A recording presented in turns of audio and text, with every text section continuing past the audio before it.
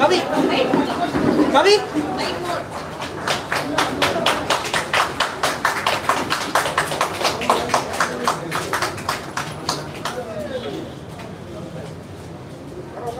शरद शरद शरद शरद कवि शरद तो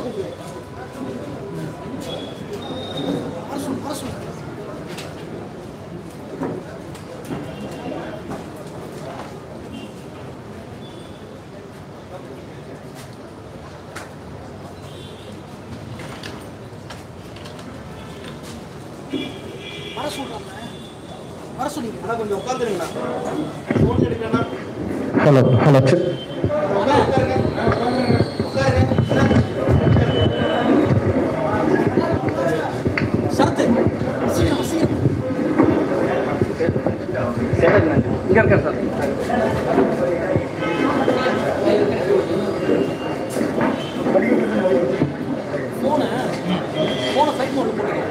voice record होता टगन कोड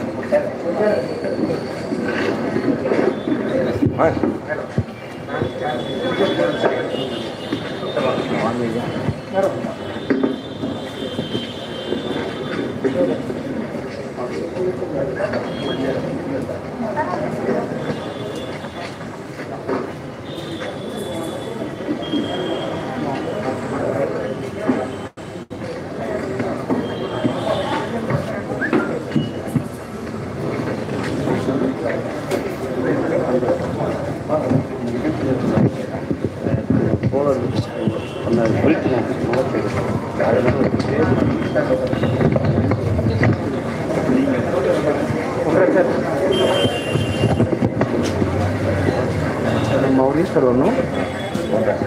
पंद्रह सर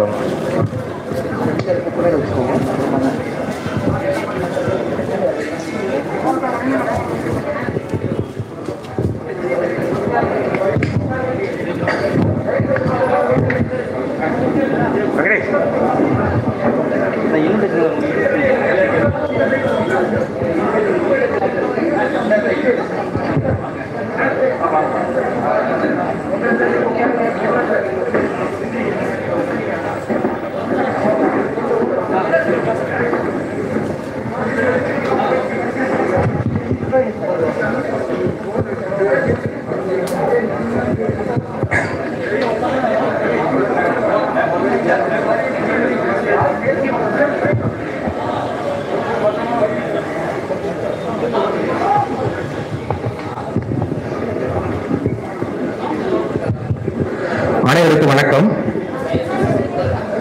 மக்கள் நீதி மய்ய கட்சியினுடைய தொழிற்சங்க பேரவை இன்று துவங்க இருக்கிறது.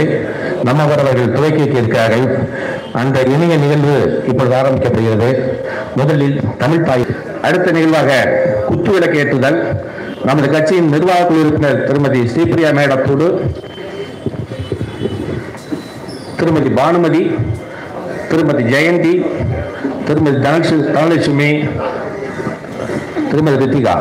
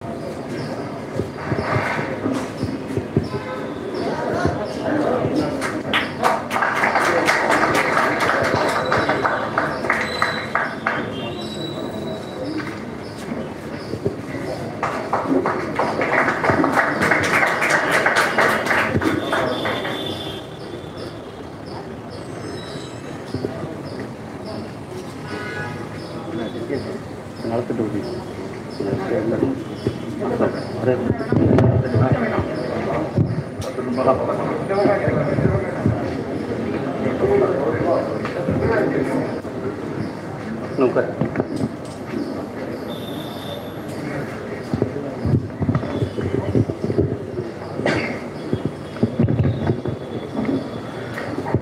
நாள் ஒரு முக்கியமான நாள்.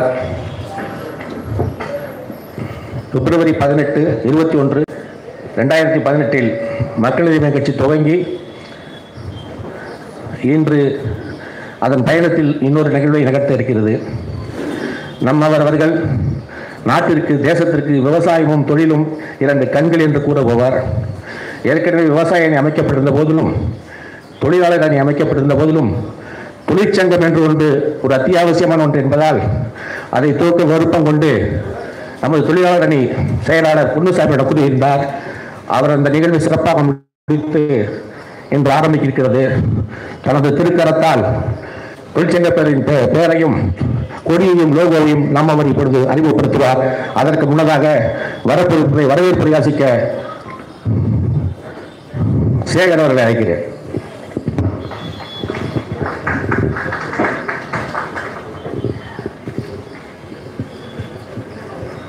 அனைவருக்கும் வணக்கம். மக்கள் நீதி மய்யம் கட்சியின் தலைவர், நம்முடைய பாசமிகு நம்மவர் டாக்டர் திரு கமல்ஹாசன்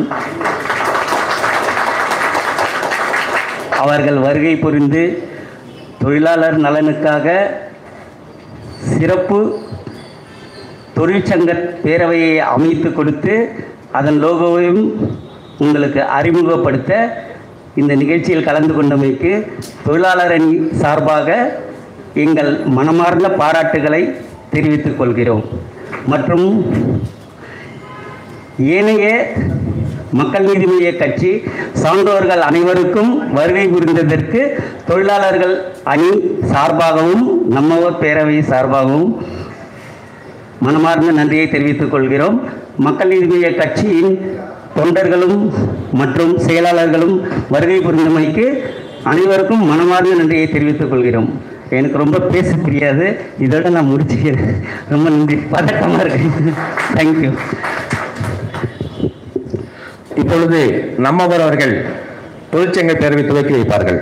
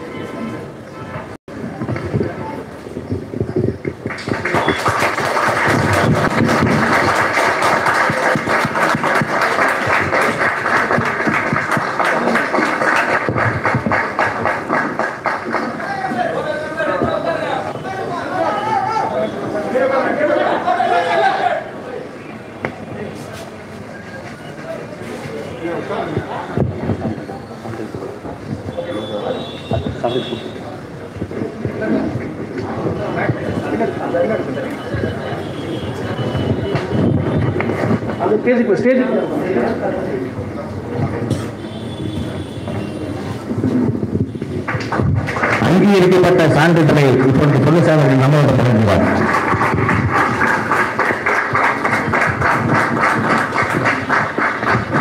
லோகோ விட்டாச்சு. லோகோ சங்கக்குட்டி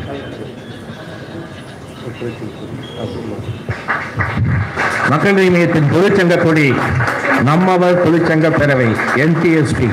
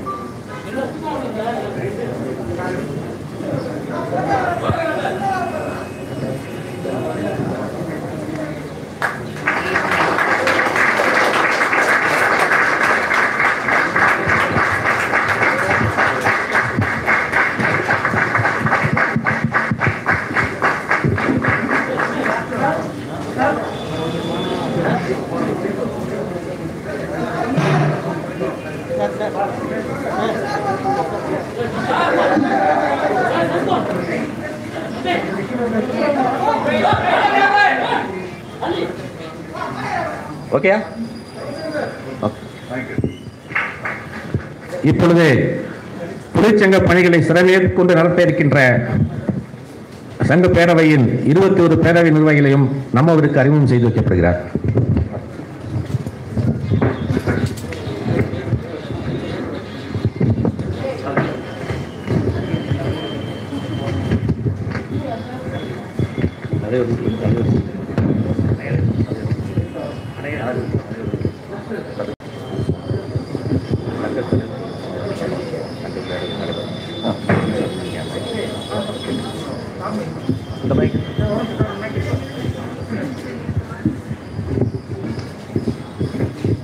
நம்மவர் தொழிற்சங்க பேரவையின் தலைவர் திரு சு. ஆ. பொன்னுசாமி அவர்களை அறிமுகப்படுத்துவதில் பெருமகிழ்ச்சி.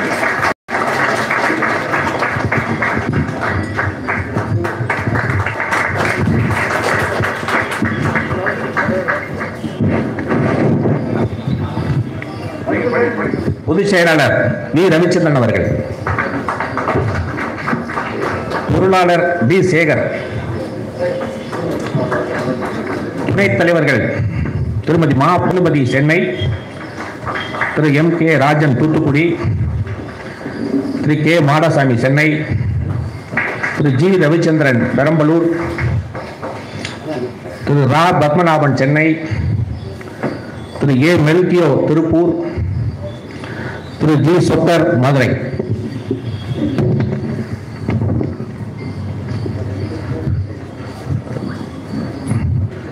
துணைச் செயலாளர்கள் திரு பே. குணசேகரன் நாமக்கல்,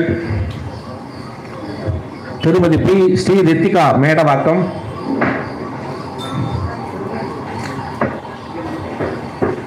திரு எம். புகழ்முருகன் கரூர்,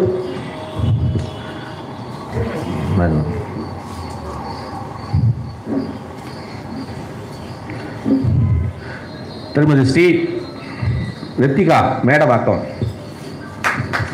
திரு எம். புகழ்முருகன் கரூர், திருமதி எஸ். ஜெயந்தி ஈரோடு, திரு எஸ். சுரேஷ் சென்னை, திரு வி. மோசஸ் சென்னை, திரு பா. திருமலைராஜன் சென்னை. செயற்குழு உறுப்பினர்கள் திரு கே. சீனிவாசன் சென்னை, திருமதி கே. லட்சுமி பொன்னேரி, திரு மா. பாலாஜி சென்னை,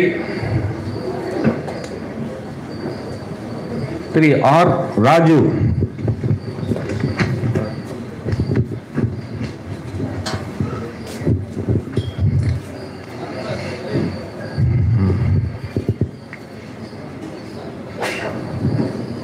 இப்பொழுது நம்மவர் தொழிற்சங்க பேரவையில் அங்கீகரிக்கப்பட்டு இணைத்துக் கொண்ட 7 தொழிற்சங்கங்களுக்கு நினைவு பரிசு வழங்கப்படுகிறது.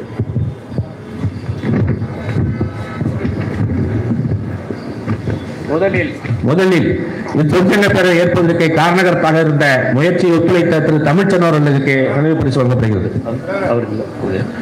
தமிழ்நாடு பால் மோகர்கள் தொழிலாளர் நலச்சங்கம்,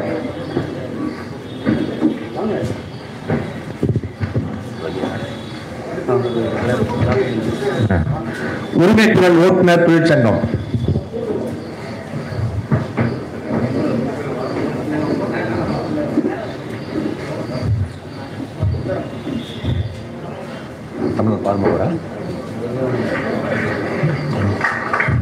அடுத்து உரிமைக்குரல் ஓட்டுநர் தொழிற்சங்கம்,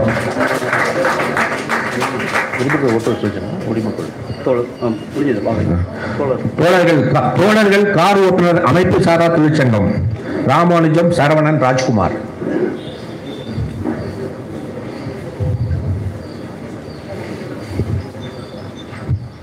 கொஞ்சம் வழிவிடுங்க.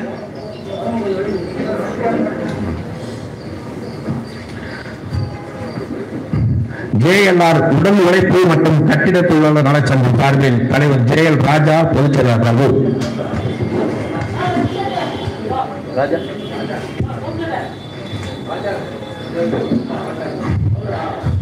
மையம் ICF தொழிற்சங்கம் சார்பில் GSK Venkatesan, D. Shankar, Nagendran.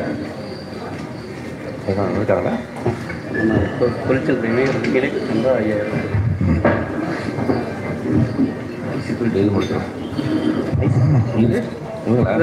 ICF சங்கத்தின் சார்பாக தொழிற்சங்கத்துக்கு சந்தாவாக 5000 ரூபாய் காசோலை வழங்கியிருக்காங்க.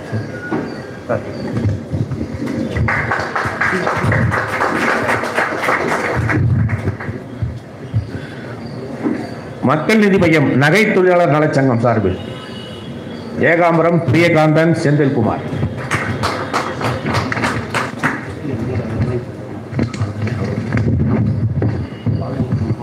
வந்துட்டாங்களா?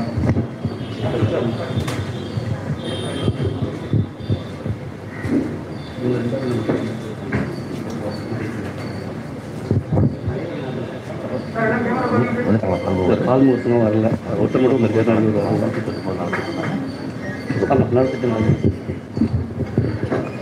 அடுத்ததாக தொழிற்சங்கத்தின் சார்பாக 119 பேருக்கு நலத்திட்ட உதவிகள் வழங்கப்படுகின்றன. ஒரு முதல் 5 பேருக்கு நம்மவர் வழங்குவார். 5 பேர் நலத்திட்ட உதவி.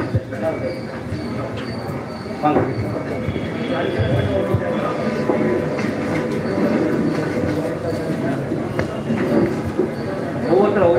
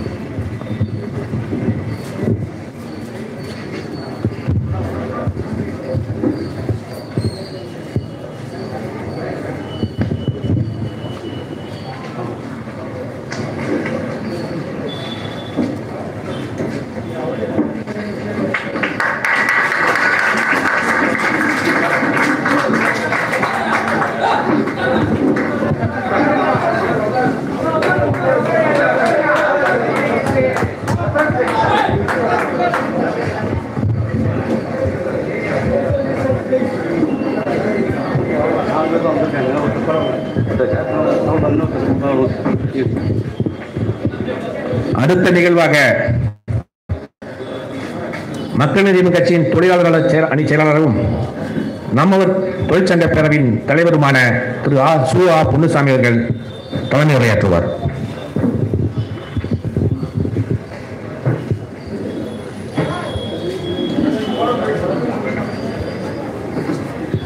அனைவருக்கும் இனிய காலை வணக்கம். அன்னை தமிழே ஆறுகிறே என் பாதம் போற்றி. இந்த மேடையில் உங்கள் முன்னால் நிற்கிறேன்னா அது காரணம் நம்ம ஒருவர்கள் தான். இந்த நேரத்தில் 2 பேருக்கு நான் நன்றி சொல்ல கற்பட்டிருக்கேன் நம்ம ஒரு முன்னாடி. அதே 2 விஷயங்களையும் பகிர்ந்து கொள்ள நம்ம ஒரு உத்தரவோடு 2 விஷயங்கள் பகிர்ந்து கொள்ள விரும்புகிறேன். நன்றி. முதல்ல நியூஸ் 7 தமிழ் தொலைக்காட்சியுடைய செய்தியாளர் நண்பர் சுபாஷ் சந்திர போஸ் அவர்களுக்கும், நம்ம நற்பணி இயக்கத்துடைய மாநில செயலாளர் மூர்த்தி அண்ணன் அவர்களுக்கும். எதுக்கு நன்றி நீங்கள் கேட்கலாம். 2017 ஒரு மிகப்பெரிய அளவில் அமைச்சர் ராஜேந்திர பாலாஜியுடைய நாங்கள் ஒரு போராட்டம் ஊடகங்களை தொடர்ந்து போய்கிட்டு இருந்தது. அப்போ தலைவரை தனிப்பட்ட முறையில் அமைச்சர்கள்லாம் தாக்கி பேசும்போது, நேரில் சந்தித்து ஆதரவு தெரிவிக்கும் போது தலைவர் எப்படி தொடர்பு கொள்வதுன்னு எனக்கு தெரியல. அப்போ நிறைய நண்பர்கள்ட்ட தொலைபேசின்னு கேட்டேன். அப்போ சுபாஷ் சந்திர போஸ் மட்டும் மூர்த்தி நம்பரை கொடுத்தாங்க. அன்றைக்கி அவர் நினைச்சிருந்தாருன்னா என்னை பக்கத்திலே சேரலாம் கூட பார்த்துருக்கலாம். ஆனால் உடனடியாக தலைவர் சந்திக்க வைத்து ஒரு நெருக்கத்தை எங்களுக்கு ஏற்படுத்தி கொடுத்தாரு. ஸோ இந்த நேரத்தில் மனமாக நன்றியை தெரிவித்து கலக்கணம் போட்டிருக்கேன். அதுக்கடுத்து பார்த்தீங்கன்னா 2 விஷயங்கள் நான் பகிர்ந்துக்கணுன்றது, சர்வாதிகாரம் ஜனநாயகம் இல்லை அப்படின்னு சொல்லி தலைவர் நம்மவர் மேலே அவ்வளோ ஒரு கருத்துக்களை சிலர் அள்ளி வீசிட்டு போனாங்க. நான் 2019 டிசம்பர் 13 தலைவர் எனக்கு தொழிலாளர் அணியுடைய மாநில செயலாளர் பொறுப்பு கொடுத்தாங்க. அப்போது இந்த இன்னொரு நன்றி சொல்ல மாதிரி தான் நான் மௌரியானன் அவர்களுக்கு நன்றி சொல்ல கடமைப்பட்டிருக்கேன். தொழிலாளர் அணியுடைய மாநில செயலாளராக பொறுப்பு கொடுக்கும்போது கட்சிக்கு தொழிற்சங்கம் ஆரம்பிக்கணும் அப்படின்ற பொறுப்பை தலைவர் சொன்னபோது மௌரியானா அந்த பொறுப்பை பொன்னுசாமிகிட்டே கொடுத்துருங்க அப்படின்னாங்க. அந்த பொறுப்பை என்கிட்ட நன்றி ஒப்படைச்சதுக்கு நன்றி தெரிவிச்சுக்கிறேன். ஆனால் அந்த பொறுப்பை எடுத்துட்டு போகிறேன் இந்த வலையில் இருக்கும் பார்த்தீங்களா, ஒரு நன்றியாக காலை பிடிச்சி இருக்கும். அந்த மாதிரி எங்க சுத்தினாலும் சுத்தின இடத்துக்கே வந்து நிற்கிறேன். என்னால் முன்னோக்கி போகவே முடியல. ஒரு குறிப்பிட்ட காலகட்டத்தில் என்னால் என்னடா அதை நம்ம செயல்பட முடியல தலைவருக்கு ஒரு மின்னஞ்சல் போடுறேன். செப்டம்பர் 2000 போன வருஷம் லாக்டவுன் சமயத்தில் செப்டம்பர் 28 காலையில் ஒரு மின்னஞ்சல் போடுறேன்.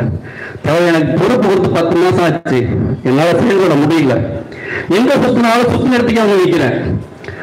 அப்போ இதுக்கு நான் உங்களை நேரில் சந்தித்து சில உத்தரவுகளை நியமனம் பெறணும், அதுக்கு எனக்கு அனுமதி வேணும். காலையில் தகவல் போடுறேன், மின்னஞ்சல் போடுறேன். சாயங்காலம் இரவு 7 மணிக்கு தலைவரோட உதவியாளர்கள் தொலைபேசி, நாளை காலை 11 மணிக்கு அலுவலகம் வாங்க அப்படின்னு. எனக்காக அந்த தலைவர் அலுவலகம் வந்தாங்க. லாக்டவுன் சமயத்தில் அது என்ன பிரச்சனைன்னு கேட்டாங்க. அப்போ நீங்கள் தொழிற்சங்கம் ஆரம்பிக்கணும்னு கொடுத்தீங்க, ஆனால் அதற்கான முன்னெடுப்பு எடுத்தால் எதுவுமே செய்ய முடியல. எனக்கு மேலே தலைவருக்கு எனக்கும் இடைப்பட்ட இருந்தாங்க இல்லையா, ஒருத்தர் 2 பேரும் வந்திருப்பாரு, இன்னொருத்தர் என்னை மாதிரி காருக்காரும் இருப்பாரு. அவங்க என்னடா சொல்ல நினைக்காதீங்க, ஏன்னா அந்த பற்றுக்கு நீ தலைவர் வெளியில போயிட்டு அவளை பேச்சு பேசுறாங்க, பேசுறதுக்கே தகுதியற்றவங்களாம் பேசுறாங்க, தலைவர் ஜீரணிக்க முடியல என்னால. அப்போ தலைவர்கிட்ட இந்த மாதிரி இருக்க சூழலை எந்த கூட என்னால் பண்ண முடியாது. தொழிற்சங்கம் எனக்கு தொழிற்சங்கம் ஆரஞ்சு 2 மீட்டிங் போடணும், தலைமை அலுவலகத்தில் எனக்கு கூட்டம் நடத்துறதுக்கு அனுமதி வேணும், நிர்வாகிகள் நியமனம் பண்ணணும். ஆடுனா ஏன் நிர்வாகி நீங்களே நியமனம் பண்ணிக்க முடியாதான்னாங்க. நீங்கள் உத்தரவு கொடுத்தா நான் பண்ணுறேன் அப்படின்னு. உடனடியாக அப்போ தலைமை செயலாளர் சத்தியமூர்த்தியை உடனே தலைவர் கூப்பிட்டாங்க. உடனடியாக பொன்னுசாமிக்கு வந்து இதை கூட்டம் நடத்துறதுக்கும் நிர்வாகி இது பண்ணுறதுக்கும் அனுமதி கொடுத்துருங்க அப்படின்னு சொல்லிட்டு அவங்க கூப்பிட சொன்னாங்க. முன்னாடி கூப்பிட சொன்னாங்க. அவங்க திருச்சி போயிருந்தாங்க. அப்போ தலைவர் உண்மையை தீர்க்க வரிசை அப்படின்றது நிறைய விஷயங்கள் யாருன்னு சொல்லுவாங்க. தலைவருக்கு அப்பவே தெரிஞ்சிருக்கு இவங்க வந்து வெளியே போயிடுவாங்க, செயல்பட மாட்டாங்க, அவருக்கு உள் மனசுல சொல்லி இருக்கும் போல இருக்கு. அப்போ தலைவர் சொல்றாங்க, நான் வாய்மொழியாக சொன்னா கூட நாளைக்கு வந்து நான் சொல்லலைன்னு சொல்லிடுவாங்க.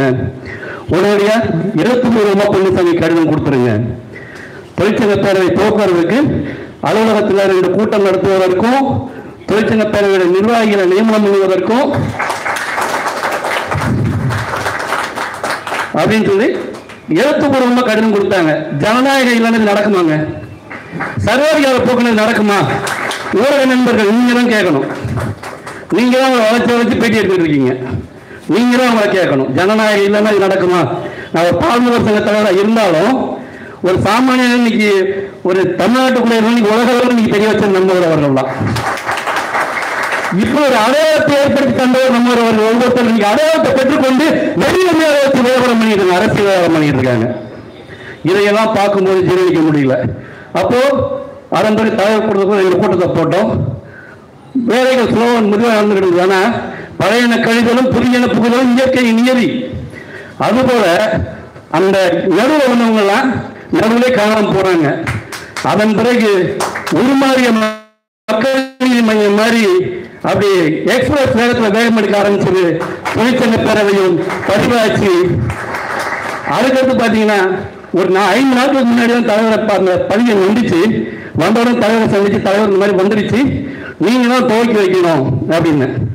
ஜனநாயகம் இல்லை அப்படின்னா ஒரு சாதாரண மாநில செயலாளர் தலைமையில் மாநில கட்சியுடைய அலுவலகத்தில் இவ்வளவு கூட்டத்தில் ஊடகம் ஒரு கூட்டம் நடக்குமா? ஜனநாயகம் இல்லை, சர்வாதிகாரம் தான். இதெல்லாம்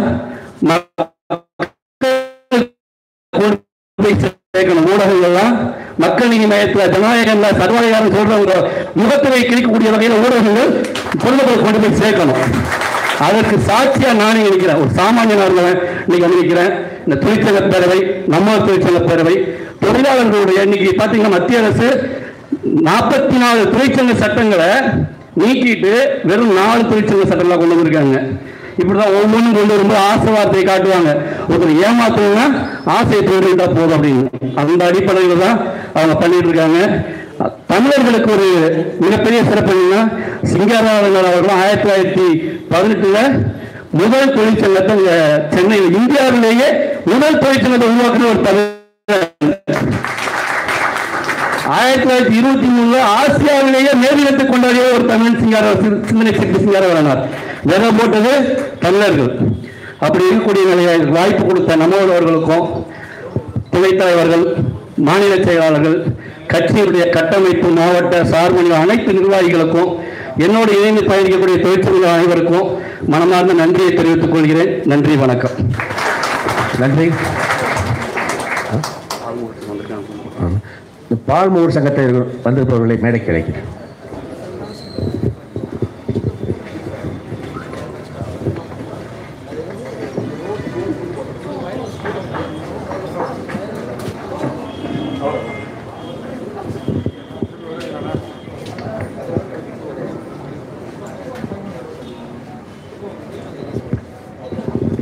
அடுத்தபடியாக நம்மவரின் ஆலோசகர் திரு பொன்ராஜ் அவர்கள் சில நிமிடங்கள் பேசுவார்.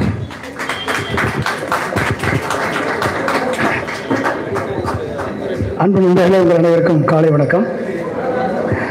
மக்கள் நீதி மையத்தினுடைய தொழிலாளர் நல அணி உருவாக்கிய நம்மவர் தொழிற்சங்க பேரவை துவக்க விழாவிலே கலந்து கொண்டு உங்களிடம் சிறப்புரை ஆற்ற இருக்கக்கூடிய மக்கள் நீதி மையத்தினுடைய தலைவர் பத்மபூஷன் டாக்டர் கமல்ஹாசன் அவர்களுக்கு எனது நன்றிகள். இங்கு உங்களுக்கு வாழ்த்து இருக்கக்கூடிய ஆலோசகர் திரு பலகருப்ப ஐயா அவர்களுக்கு எனது வாழ்த்துக்கள். மற்றும் புதிதாக பொறுப்பேற்றிருக்கக்கூடிய துணைத் தலைவர் கட்டமைப்பு திரு ஏஜி மௌரியா IPS ஓய்வு அவர்களுக்கும் எனது வாழ்த்துக்கள். நம்மளோடு 40 ஆண்டு காலம் உடனிருந்து பணியாற்றிய துணைத் தலைவர் களப்பணி செயல்படுத்துதல் திரு ஆர் தங்கவேல் அவர்களுக்கு எனது வாழ்த்துக்கள். மற்றும் இங்கு கூடியிருக்கக்கூடிய மாநில செயலாளர்கள் கட்டமைப்பு, மாநில துணைச் செயலாளர்கள், மாவட்ட செயலாளர்கள், பேரவை நிர்வாகிகள், மாவட்ட செயலாளர்கள், தொழிலாளர் நல அணி மற்றும் இன்றைக்கு தலைவராக தேர்ந்தெடுக்கப்பட்டிருக்கக்கூடிய உங்கள் முன்னாலே தலைமையை ஆற்றி அமர்ந்திருக்கக்கூடிய தொழிலாளர் நல அணியினுடைய மாநில செயலாளர் சு. பொன்னுச்சாமி அவர் உண்மையிலே நல்லா கைதட்டி பாராட்டுங்க.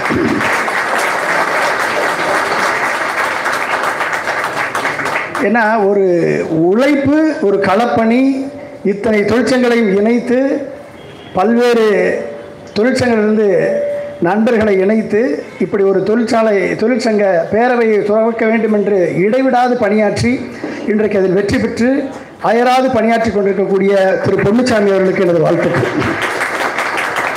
அவரோடு இணைந்து திரு வி. ரவிச்சந்திரன் செயலாளராக செயல்பட்டுக் கொண்டிருக்கக்கூடிய ரவிச்சந்திரன் அவர்கள் கிட்டத்தட்ட பல ஆண்டு காலம் நேற்று வந்து என்னை சந்தித்தார். அவரோட ரொம்ப நேரம் பேசிகிட்டு இருந்தேன்.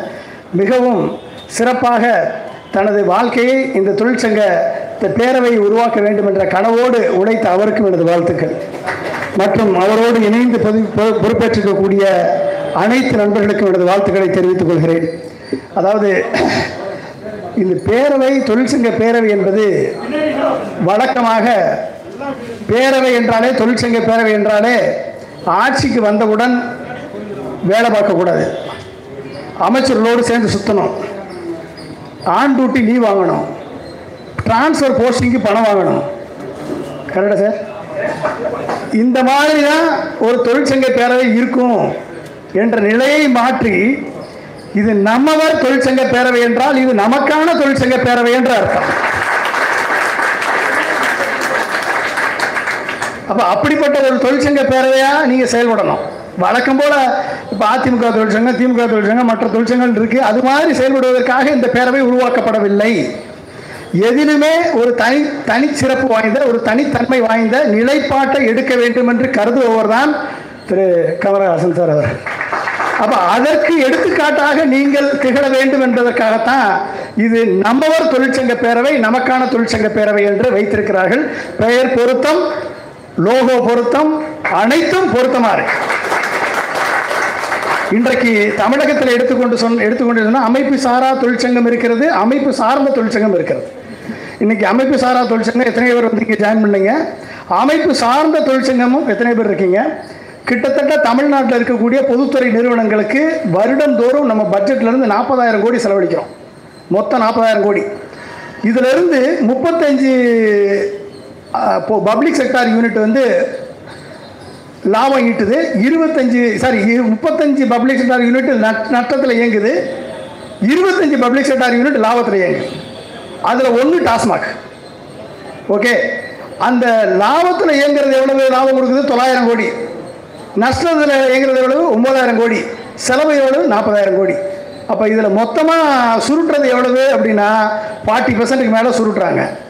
அப்போ இத்தனையும் தாண்டி இனிமேல் ஒரு தொழிற்சங்கம் என்று சொன்னால், இவர் கூட சொன்னார், எத்தனையோ சட்டத்தை 4 சட்டமாக மாற்றிட்டாங்க. 4 சட்டமாக மாற்றிட்டாங்க அவங்க. ஏன்னா இனிமேல் கிக் ஒர்க்கர்ஸ்னு வந்துட்டாங்க. எல்லா தொழில்களிலுமே இனிமேல் கிக் ஒர்க்கர்ஸ் தான் அப்படின்ற நிலைமை ஏற்படுகிறது. காரணம், ஒர்க் ஃப்ரம் ஹோம், வீட்டிலிருந்து வேலை பார்ப்பது என்ற நிலைமை மாறுகிறது. மேனுஃபேக்சரிங் செக்டரில் 35 இருந்தது, இன்றைக்கி 65 ஆயிடுச்சு. இந்த நிலைமையெல்லாம் மாற்றி அடுத்த 30 ஆண்டுகளுக்கு இந்த தொழிற்சங்கத்தை ஒரு அடுத்த லெவலுக்கு எடுத்துட்டு போகணுன்றதுக்காகத்தான் இந்த நம்மவர் தொழிற்சங்க பேரவை துவக்கப்பட்டிருக்கிறது. எப்படி எடுத்துட்டு போவது? இதை நாங்கள் தேர்தல் அறிக்கையிலேயே நாங்கள் சொல்லியிருக்கோம். இதுவரைக்கும் கம்யூனிஸ்ட் சொல்லாத அறிக்கை, திமுக அதிமுக சொல்லாத அறிக்கை, எந்த கட்சியும் செயல்படுத்தாத அறிக்கை. என்ன அறிக்கைனா, தொழிலாளியை முதலாளி ஆக்குவோம், பங்குதாரர் ஆக்குவோம். நம்மவர் தொழிற்சங்க பேரவை தொழிலாளியை முதலாளி ஆக்கக்கூடிய வல்லமை பெற்றதாக மாற வேண்டும் என்று சொன்னால் மக்கள் நீதி மையம் ஆட்சிக்கட்டில் ஏற வேண்டும். ஓகே, திரு கமலஹாசன் அவர்கள் முதல்வராக அமர வேண்டும். அப்பதான் நடக்கும். இல்லைன்னா இவங்க எவ்வாறு நடத்த மாட்டாங்க, ஒருத்தரும் செய்ய மாட்டாங்க. நல்லா நினைச்சுக்கோங்க. அமைப்பு சாரா தொழில்களுக்கு யூனாம் என்ற ஒன்று திட்டத்தை கொடுத்துருக்கோம். அதை பற்றி நான் இப்போ டீட்டெயிலில் சொல்றதுக்கு நேரம் இல்லை. அமைப்பு சாரா தொழிலாளர்களையும் முதலாளி ஆக்குவோம், அமைப்பு சார்ந்த தொழிலாளர்களை லாபத்தில் பங்குதாரர்களாக முதலாளி ஆக்குவோம் என்ற திட்டத்தை முன் வரவை வைத்தது மக்கள் நீதி மையம். நம்ம சொல்றதா இன்னைக்கு நடந்துகிட்டு இருக்கு. நல்லா நீட்லையும் சரி, அனைத்துலையும் நம்ம மக்கள் நீதி மையம் சொல்றதா நடந்துகிட்டு இருக்கு. இதை இவர்களால் செய்ய முடியாது, ஆனால் மக்கள் நீதி மையம் செய்யும். அதற்கு அடிப்படை வித்தாக நம்மவர் தொழிற்சங்க பேரவை அமையும் என்று வாழ்த்தி விடைபெறுகிறேன். நன்றி, வணக்கம். நன்றி. அடுத்தபடியாக நம்மவரின் ஆலோசகர் திரு பழக்கருப்பையா அவர்கள் பேசுவார்கள்.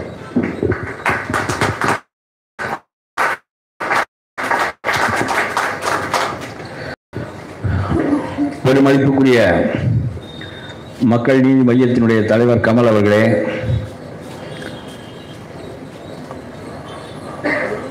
புதிதொரு ஆலோசகர் பொன்ராஜ் அவர்களே,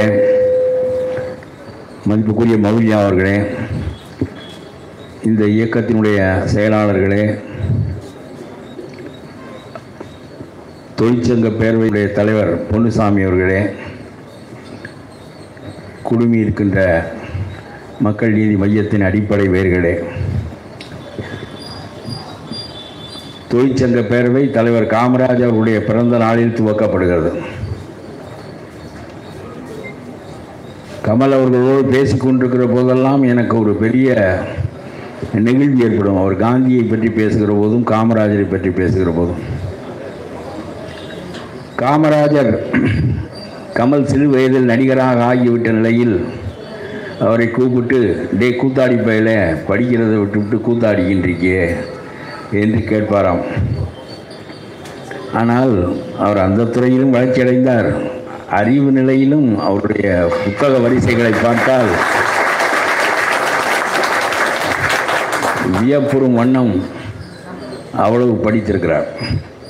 பல சமயங்களில் அவர் பேசுவது புரியவில்லை என்று சொல்வதற்கு காரணம் அவர் கொஞ்சம் கூடுதலாக பேசுவதுதான். கவிதையாகவே சிந்தித்து பழகியவர். அதனால் எல்லாவற்றையும் கவிதையாக சொல்ல முயல்வார். கவிதை என்பது செறிவு. அதனால் அதை ஆழமாக புரிந்து கொள்வது என்பது எளிதானதில்லை. ஆகவே காமராஜர் அவரை டே கூத்தாடி பயலே என்று அவ்வளவு செல்லமாக சொல்லுகின்ற அளவிற்கு அவருக்கு தலைவர் காமராஜரோடு ரொம்ப இளம் வயதில், அறிவு தெரியாத வயதில் ஒரு தொடர்பு இருந்தது. அது காரணம் அவருடைய தகப்பனார் ஒரு ஆழமான காங்கிரஸ்காரர். ஆகவே அந்த காங்கிரஸ் சிந்தனையில், காந்திய சிந்தனையில் வளர்ந்த காரணத்தினால் அவர் இன்றைக்கும் காந்தியை பெரிய அளவு போற்றுகிறவராக இருக்கிறார். அவர் வேறு யாரையெல்லாம் போற்றினார் என்றெல்லாம் பலர் பேசி நான் கேட்டிருக்கின்றேன். ஆனால் அவையெல்லாம் ஒவ்வொரு வயதில் ஒவ்வொரு வகையான சிந்தனை போக்குகள் மனிதர்களுக்கு ஏற்படும். காலநிலை வளர்ச்சியில் காந்தி அவருடைய மனதை கவ்வி நிற்கின்றார். ஆகவே பல சமயங்களில் நான் காமராஜரிடம் நேரடியாக பழகியவன். 28 வயதில் நான் காரைக்குடி நகர காங்கிரஸ் கமிட்டி தலைவராக இருந்தேன். காமராஜர் தலைவராக இருந்தால் என்னுடைய தோளிலே தட்டி அடிப்பார். ரொம்ப இயல்பானவர், ரொம்ப அறிவாக பேசினால் மகிழ்ந்து கேட்பார், யார் சொல்வதையும் கேட்பார். எதையாவது பேசினால் உடலாத உட்கார் என்று சொல்வார். எனக்கு தெரிய வரலாற்றில் படிப்பே இல்லாமல் பெரிய இடத்தை பிடித்த ஆட்சியாளர்கள் ஒன்று அக்பர், இன்னொன்று காமராஜர். அக்பருக்கு கையெழுத்தே போட தெரியாது, ஆனால் அக்பர் த கிரேட் என்று வரலாறு அவரை புகழ்கிறது. மனித உணர்வுகளை அறிந்து நாம் இந்துக்கள் பெருவாரியாக இருக்கின்ற நாட்டை ஆள்கிறோம், அவர்களுடைய அன்பை பெற்றுத்தான் இந்த ஆட்சியை கொண்டு செலுத்த முடியும், இந்த அரசை பேரரசாக ஆக்க முடியும் என்று அறிந்து ஆட்சி நடத்தியவர் அவர். அதற்கு பின்னால் அந்த ஆட்சி கொலைந்து போனதற்கு காரணம் அக்பருக்கு பின்பற்றிய அந்த கொள்கையை பின்பற்றாததால் தான். ஆகவே சொல்கிறேன், மக்கள் நீதி மையத்தினுடைய மையம் காந்தி தான். ரொம்ப குறைபாடு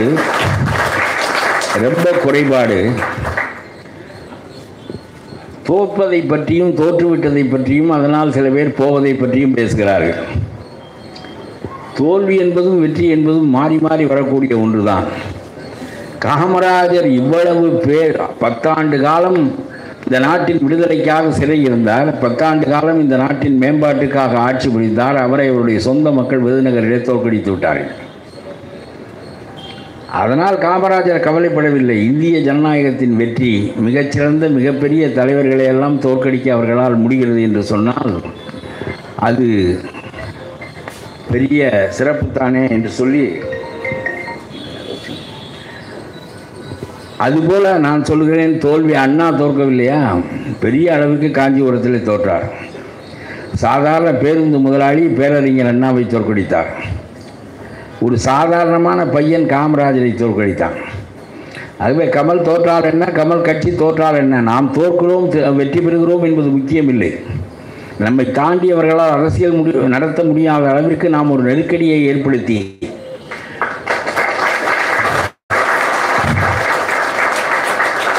நான் சொல்கிறேன், நாம் சொல்லுகின்ற கொள்கைகளை நாமே ஆட்சியிலிருந்து நிறைவேற்றுவது ஒரு வகை, நாம் சொல்லுவதை நிறைவேற்றாமல் ஆட்சியில் இருக்க முடியாது என்று அவர்களை கருதும்படி செய்வது இன்னொரு வகை. ஆகவே காலத்துக்கு ஏற்றவாறு இந்த கட்சி தன்னை நிலைப்படுத்தி கொள்ள வேண்டும் என்பதுதான் என்னுடைய விருப்பம். எந்த ஒன்றும் தொடக்கத்தில் சிறிதாக இருந்து பெரிதாக வளர்வது இயற்கைதான்.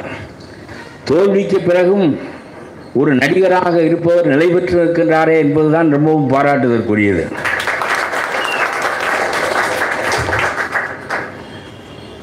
ஆகவே நான் சொல்கின்றேன், நிறைய படித்தவர், நன்றாக சிந்திக்கக்கூடியவர். தமிழ்நாடு இன்றைக்கு ரொம்ப குளறுபடியாக இருக்கிறது. நமக்குள்ள கவலை என்ன என்றால், நீட் தேர்வை ஒழிக்க இந்த அரசால் முடியவில்லை என்பது அல்ல முக்கியம். இதை ஒழிக்க முடியாது என்று தெரிந்திருந்தும் இதை ஒழிப்பேன் என்று தேர்தல் அறிக்கையில் சொல்லி, நான் ஆட்சிக்கு வந்தவுடனேயே முதல் கையெழுத்தை இதற்குத்தான் போடுவேன் என்று சொல்லி கடைசி கையெழுத்து கூட இதற்கு போடாமலே ஆட்சியை விட்டு வெளியேறுகின்ற நிலைமை ஏற்படும் என்றால் இது ரொம்ப வருந்தத்தக்கது. தெரியாதா என்று கேட்கிறேன். கான்கரண்ட் லிஸ்டிலே இருக்கின்ற ஒன்றை மைய அரசு எடுத்துக்கொண்டு சட்டம் செய்துவிட்டால் மாநில அரசு ஒன்றுமே செய்ய முடியாது. ஆக நீட்டை உன்னால் தோற்கடிக்க முடியாது.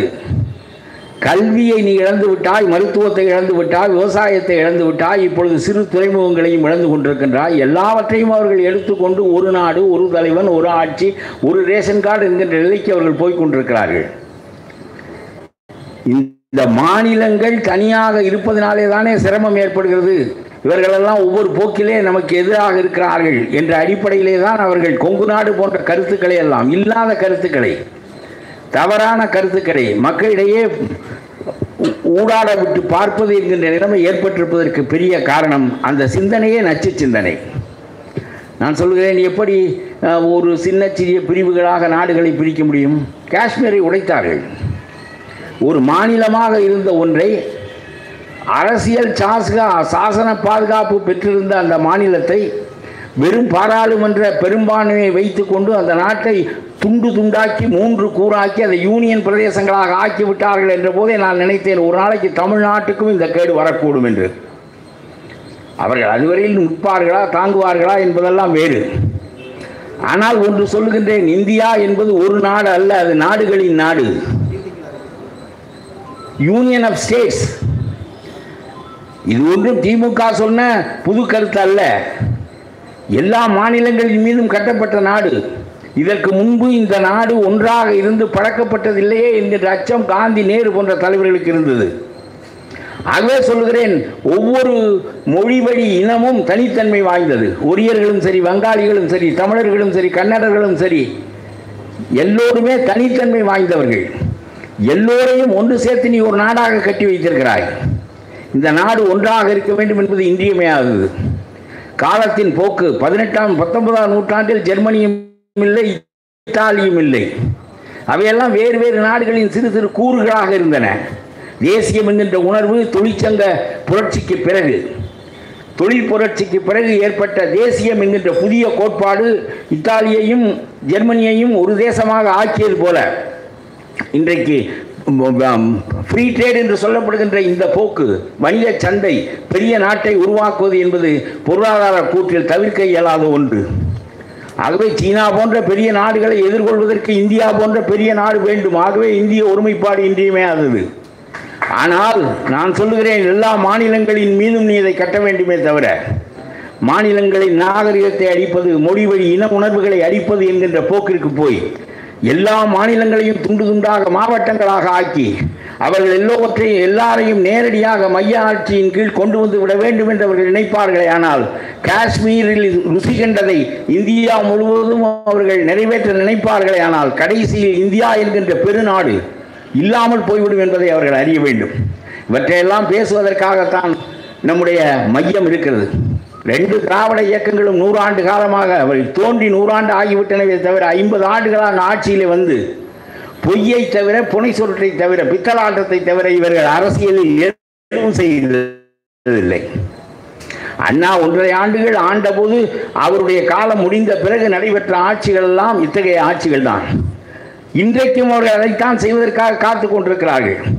5000 கோடி பணத்தோடு வருகின்றவனே அவர்கள் அரவணைத்து மீண்டும் அவனை எம்எல்ஏ ஆக்கி மந்திரியாக ஆக்குகிறார்கள் என்று சொன்னால் மீண்டும் அவன் அடித்து கொண்டு வந்து நமக்கு தருவான் என்பது. நாயை தடவி கொடுப்பது அது முயலை பிடித்து கொண்டு வரும் என்பதற்காகத்தான். நாயின் மீது நமக்கு ஏற்பட்டிருக்கின்ற பற்றின் அடிப்படை முயலை பிடிப்பதற்கு அது கருவியாக இருக்க வேண்டும் என்பதுதான். ஆகவே இப்படித்தான் திராவிட இயக்க அரசியல் நடைபெறுகிறது. நாம் திருமணத்திற்கு பெண் பார்க்க போனால் பெண் அறிவுள்ளவளா என்று கேட்போம், நல்லவளா என்று கேட்போம், குணவதியா என்று கேட்போம், நல்ல குடும்பத்தில் பிறந்தவளா என்று கேட்போம், அழகானவளா என்று கூட கேட்போம். ஆனால் கற்புடையவளா என்று கேட்பதில்லை. ஏனென்றால் எல்லா பெண்களும் கற்புடைய பெண்கள் என்பது அடிப்படை. அதுபோல ஒரு அரசியல்வாதி அவன் என்ன கொள்கையை பேசுகிறான் என்கின்ற அடிப்படையில் மட்டும்தான் வாக்களிக்க வேண்டுமே தவிர அவன் யோக்கியனா இல்லையா என்று கேட்கக்கூடிய நிலைமை இருக்கக்கூடாது. ஆனால் இங்கே யோக்கியர்கள் அல்லாதவர்கள் தான் ஆட்சிக்கு வருவது என்கின்ற நிலைமை 50 ஆண்டுகளாக ஏற்பட்டு பணத்தை அடிப்பது, அடித்த பணத்தை திரும்ப அள்ளி வீசுவது, வாக்காளர்களுக்கு வீசுவது, தொண்டர்களுக்கு வீசுவது, இப்படி அத்தனை பேரும் எவனாவது ஒருவன் கட்சியிலே சேர்வதற்கு ஒரு நன்மை இல்லாமற்றால் கட்சியில் சேர்வதற்கு அவன் தயாராக இல்லை. நான் சிறு பையனாக இருக்கிற போது காங்கிரஸில் 500 பேர் இருப்பார்கள். ஏனென்றால் தொண்டு செய்ய வேண்டும் என்று விரும்புகிறவன் தான் அரசியலுக்கு வருவான். அப்படி அல்லாமல் இப்பொழுது கான்ட்ராக்ட் எடுக்கலாம், போலீஸ்காரன் ஒரு சிபாரிசுக்கு நாம் ஒரு கட்சியில் இருந்தால் தான் நல்லது என்று இவ்வளவு கேவலமான காரணங்களுக்காக அரசியலில் வருகின்ற போக்கும் இதை ஊக்குவிக்கின்ற போக்கு தலைமைகளிடம் ஏற்பட்டிருப்பதும் இந்த நாட்டில் மிகவும் அவலமான ஒன்று என்பதை நான் சொல்லிக்கொள்ள விரும்புகிறேன். இதற்கு மாற்றாகத்தான் மையம் தன்னுடைய பணியை தொடங்க இருக்கிறது. இங்கே ஒழுக்கம் அடிப்படை. ஒழுக்கம் என்பது இங்கே வலியுறுத்தப்படுவதில்லை. ஏனென்றால் ஒழுக்கம் என்பது அடிப்படையானது இந்த கட்சியில். ஆக நேர்மையாக தொண்டு செய்ய வேண்டும் என்று விரும்புகிறவர்கள் இந்த கட்சிக்கு வரட்டும். இன்றைக்கு இல்லை நாளைக்கு, நாளை இல்லை நாளை மறுநாள், என்று வேண்டுமானாலும். வெற்றி என்பது பணத்தை கொடுத்து தொண்டனுக்கு கொடுக்கிறார்கள், மேலே போகிறான், பதவியை அடைகிறான், மந்திரியாகிறான், பணத்தை தொண்டனுக்கு வீசுகிறான், அப்புறம் கீழே இருக்கிறவனுக்கும் கொடுக்கிறான். எல்லாம் இப்படித்தான் நடக்கிறது. பணத்தை சுருட்டுவது, பிறகு பணத்தை வாரி வீசி அந்த ஆட்சியை மீண்டும் பிடிப்பது. இந்த அரசியலே ரெண்டு கட்சிகளும் 50 ஆண்டுகளாக நடத்தி வருகின்றன. 2 பேருக்கும் இடையே எந்த வேறுபாடும் இல்லை. எத்தனையோ கொள்கைகளை நம்மால் ஒரு தீர்வு காண முடியாமல் இருக்கிறோம். நான் சொல்கிறேன், பெரிய தேசியம் பேசுகிறீர்கள், மாநிலங்கள் பேசுகிறீர்கள், நதிநீர் பிரச்சனையை ஏன் தீர்க்க முடியவில்லை? சீனாவுக்கும் இந்தியாவுக்கும் இடையே பிரம்மபுத்திரா நதி ஓடுகிறது. நாள்தோறும் கத்தி எடுத்துக்கொண்டா போகிறோம். இங்கே இந்தியாவுக்கும் பாகிஸ்தானுக்கும் இடையே சிந்து நதி ஓடுகிறது. நாடுகளுக்கு இடையே கூட நதி பிரச்சனைகளை தீர்க்க முடிகிறது என்று சொன்னால் பழைய வழக்காறு ஒன்று உண்டு. நம்முடைய கிராமங்களிலே ஒரு கம்மாய்க்கு 200 ஆயக்கட்டுதாரர்கள் இருக்கிறார்கள் என்று சொன்னால், அந்த தண்ணீர் ரொம்ப குறைவாக இருக்கிறது என்று சொன்னால், அது 100 விவசாயிகளுக்கு ஒவ்வொருவருக்கும் 2 ஏக்கருக்கு தான் காணும் என்று சொன்னால், கடைமடையில் இருக்கிற விவசாயிக்கு முதலில் இந்த தண்ணீர் போகும். தலைமடையில் இருப்பவனுக்கு கடைசியாக அந்த தண்ணீர் போகும். எவ்வளவு தண்ணீர் இருக்கும், எவ்வளவு ஏக்கருக்கு பாயும், எவ்வளவு பேர் இதை பங்கிட்டுக் கொள்ள முடியும், எப்படி நியாயமாக பங்கிட்டுக் கொள்வது? 2 ஏக்கருக்கு பாயும் என்றால் கடைசி ஆள் பெற்ற பிறகு முதல் ஆள் பெறுவான். இப்படி ஒரு கிராமத்தில் விவசாயிகள் ஒரு கம்மாய் நீரை சரியாக பங்கிட்டுக் கொள்ள முடிகிற போது, நாட்டிலே ஏன் நதி நீரை பங்கிட்டுக் கொள்ள முடியவில்லை? எங்கு பார்த்தாலும் அணையை கட்டுவது. மேட்டிலே இருந்தால் அணையை கட்டி விடுவது என்றால் கீழே இருக்கிறவனால என்ன செய்வான்? 1000 ஆண்டுகளாக 2000 ஆண்டுகளாக என்ன வளமை கடைபிடிக்கப்பட்டதோ, அப்படியானால் கடைமடையில் இருக்கிறவனெல்லாம் சாக வேண்டும், தலைமடையில் இருக்கிறவன் நீரை பாய்ச்சி கொள்ள வேண்டும் என்பது போல, மேட்டு நிலத்தில் இருக்கின்றவன் தண்ணீரை தேக்கிக் கொள்வான், பள்ளத்தில் இருக்கின்றவன் தண்ணீரை பெறமாட்டான். இவையெல்லாம் ரொம்ப காலத்திற்கு தாங்காது. இதெல்லாம் பழைய காலத்தில் நான் சொல்கிறேன், காவிரி நதியின் கீழே குறுக்கே அணை கட்டி பார்த்தார்கள். அன்றைக்கு நம்முடைய மன்னர்கள் படையெடுத்து போனார்கள். திண்டுக்கலுக்கு பக்கத்தில் போகிறோம், அந்த காவிரி அணை உடைந்து விட்டது. பிறகு அவர்கள் திரும்பி வந்து விட்டார்கள். நான் கேட்கிறேன், இதெல்லாம் ரொம்ப காலத்துக்கு கூடாது. எல்லா மக்களும் ஒன்றாக இருக்க வேண்டும், ஒற்றுமையாக இருக்க வேண்டும், எல்லாவற்றையும் பகிர்ந்து கொண்டு வாழ வேண்டும் என்று சொன்னால், இங்கே இருக்கிற ஒரு தேசிய கட்சியினுடைய மாநில கட்சிக்காரன் சொல்கிறான், பாஜக சொல்கிறான், காவிரி நீரில் நாங்கள் தமிழர்களுக்கு தான் வேண்டும் என்று சொல்வோம். மேலே சொல்வதற்கு உனக்கு துப்பில்லை. ஒரு தேசிய கட்சி, இங்கே இருக்கிற மாநில கட்சி தானாக செய்ய முடியாது. ஒரு தேசிய கட்சி சொல்ல வேண்டும் இல்லையா? இந்தியாவை ஒன்றாக காப்பாற்றுவதற்கு காந்தி லிங்குவிஸ்டிக் நேஷனலிசம் என்கின்ற மொழிவழி தேசியத்தை ஏற்படுத்தி இந்தியாவினுடைய ஒருமைப்பாட்டை காக்கவில்லையா? அன்றைக்கு இந்தியா பூரா ஒன்று, நீ பாரத தாய் பெற்ற மக்கள் என்று சொல்லியிருந்தால் இந்தியா நின்றிருக்காது. 1920 தமிழ்நாடு காங்கிரஸ், ஆந்திரா காங்கிரஸ், கேரளா காங்கிரஸ், வங்காள காங்கிரஸ் என்று பெயரிட்டார் காந்தி. ஏனென்றால் இதுதான் அடிப்படையானது. அந்த அடிப்படையின் மீது தான் இந்தியா நிலைக்க முடியும் என்பது போல, இந்த நதிநீர் பிரச்சனைகளிலும் ஒரு தீர்வு காண நம்மால் முடியவில்லை என்றால், நீ சுதந்திரம் வாங்கி 50-60 ஆண்டுகள் ஆகி என்ன பயன் என்று கேட்கிறேன். எது நியாயமோ அதை செய்வதற்கு ஏன் உன்னால் முடியவில்லை? கர்நாடகத்துக்காரனை கூப்பிட்டு சுப்ரீம் கோர்ட்டுடைய தீர்ப்பு இப்படி இருக்கிறது, அதற்கு மாறாக நீ மேகதாதுவில் ஏன் அணை கட்ட வேண்டும் என்று கேட்க அவர்களால் முடியாது. என் கட்சி ஆளுகிறது, ஆகவே அவன் அதை அடைய வேண்டும் என்று நீ கருதினால் உன் கட்சி இங்கே வேல் பிடிக்கக்கூடாது. இது என்ன நியாயம் என்று கேட்கிறேன். இந்தியா ஒரு நாடு என்று சொல்கிறீர்கள். இந்தியா ஒரு நாடு என்றால் எல்லோரும் தங்கள் தங்கள் பங்கை உரிய வகையில் பெற வேண்டும். நான் சொன்னது போல கடைமடையில் உள்ளவனுக்கும் தண்ணீர் கிடைக்க வேண்டும். ஆகவே இதையெல்லாம் எடுத்துச் சொல்வதற்குரிய அறிவு தலைவர்களுக்கு இல்லை. எல்லாவற்றுக்கும் ஒரு நாடகம். எல்லாரும் ஒன்றாக சேர்ந்து கொண்டு தீர்மானம் போவது, சட்டசபையில் தீர்மானத்தை நிறைவேற்றிவிட்டாலே சட்டங்களை கட்டுப்படுத்தும் என்கின்ற நிலை இல்லை. நம்முடைய உணர்வை வெளிப்படுத்த அது பயன்படுமே தவிர மற்ற வகையால் அது பயன்படாது. ஏன் இவ்வளவு காலம் இதையெல்லாம் செய்ய முடியவில்லை என்பதையெல்லாம் சிந்தித்து, எல்லாவற்றிலும் புதிய நோக்கோடு, புதிய பார்வையோடு, உண்மையான தொண்டு உணர்வோடு பாடுபடுவதற்காகத்தான் மையம் பிறந்திருக்கிறது. அந்த மையத்தின் தலைவருக்கும் அதுதான் அடிப்படை உணர்வாக இருக்கிறது என்று சொல்லி, அவர் நம்மவராகவும் இருக்கிறார், நல்லவராகவும் இருக்கிறார், வல்லவராகவும் இருக்கிறார், அதை கொண்டு சேர்ப்பார் என்று சொல்லி விடைபெறுகிறேன். நன்றி. 40 ஆண்டு காலமாக நம்மவரை நிழலாக தொடர்ந்து நிஜமாக இருப்பவர் ஆர் தங்கவேலு, கட்சியின் துணைத் தலைவர். இப்பொழுது பேசுவார். தலைவர் நம்மவர்களுக்கு வணக்கம்.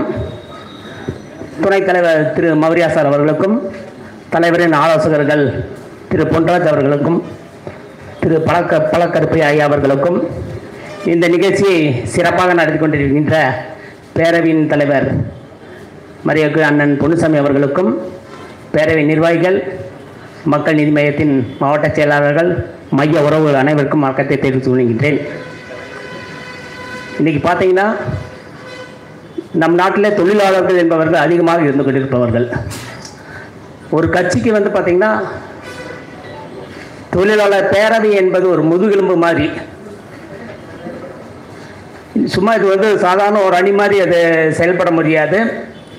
ஏன்னா ஒவ்வொன்றுக்கும் இந்த தொழிலாளர் பேரவை ஒவ்வொன்றுக்கும் பார்த்தீங்கன்னா அரசுகிட்ட வந்து அனுமதி வாங்கிக்கிட்டு தான் செய்ய முடியும்.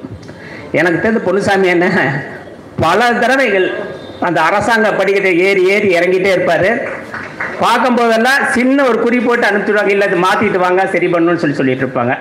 அண்ணனுக்கு தெரியும், நான் பார்த்துருக்கேன் பல தடவை அந்த பெரிய ரெஜிஸ்டர் வச்சுட்டே சுற்றிட்டு இருப்பார். ஆனால் என்னென்னா இப்போ தானே போயிட்டு வந்தால் இது தப்புன்னு சொல்லி அனுப்பிச்சுடுறாங்கன்னு சொல்லிட்டு அப்படி வந்து ஒரு அமைப்பு, அதாவது ஒரு பேரவைங்கிறது ரொம்ப ரொம்ப முக்கியமான ஒரு கட்சிக்கு ரொம்ப முக்கியமானது ஒன்று.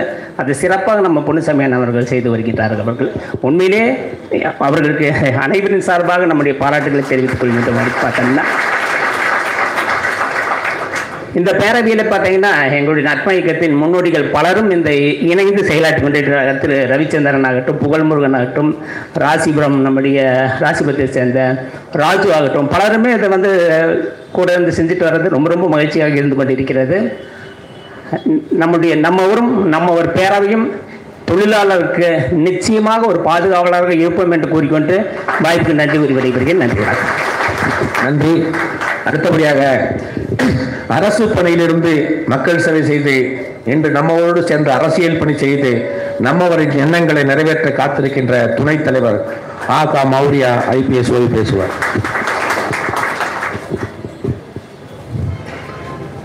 மக்கள் நீதி மையத்தின் தலைமை தொழிற்சங்க பேரவை தொடங்கி வைத்து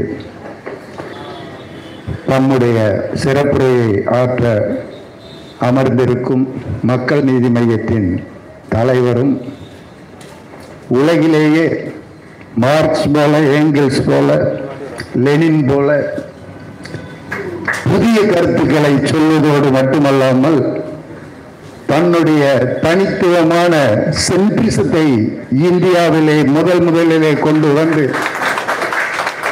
அரசியல் என்பது இப்படித்தான் இருக்க வேண்டும் என்ற ஒரு இலக்கணத்தை வகுத்து ஒரு அரசியல் கட்சியை இன்று வெற்றிகரமாக நடத்தி கொண்டிருக்கும் நம்மவர் டாக்டர் கமலஹாசன் அவர்களே,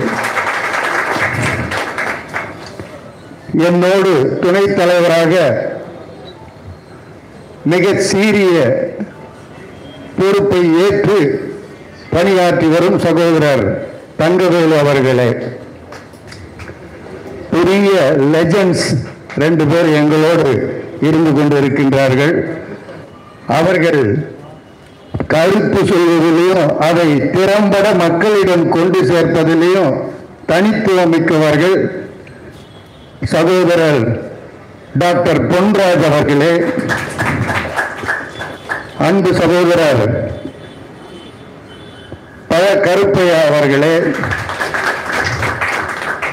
பல இன்னல்களை கடந்து மக்கள் நீதி மையத்திலே ஒரு கட்சி, அந்த கட்சிக்கு ஒரே ஒரு கொடிதான் என்பதை தகர்த்தெறிந்து தொழிலாளர் அணிக்கென்று ஒரு தனி கட்சியை, தனி கொடியை உருவாக்கி இருக்கும் சகோதரர் பொன்னுசாமி அவர்களே, அவரோடு இணைந்த சகோதரர்களே, சகோதரி ஸ்ரீபிரியா அவர்களே, மற்றும் உள்ள மாநில செயலாளர்களே, மண்டல செயலாளர்களே, மாவட்ட செயலாளர்களே, தொழிற்சங்கத்தினுடைய பிரதிநிதிகளே, மற்றும் உள்ள செயலாளர்களே, பத்திரிகையாளர்களே, உங்கள் அனைவருக்கும் என்னுடைய சிரம் தாழ்ந்த வணக்கத்தினை தெரிவித்துக் கொள்ள கடமைப்பட்டிருக்கின்றேன்.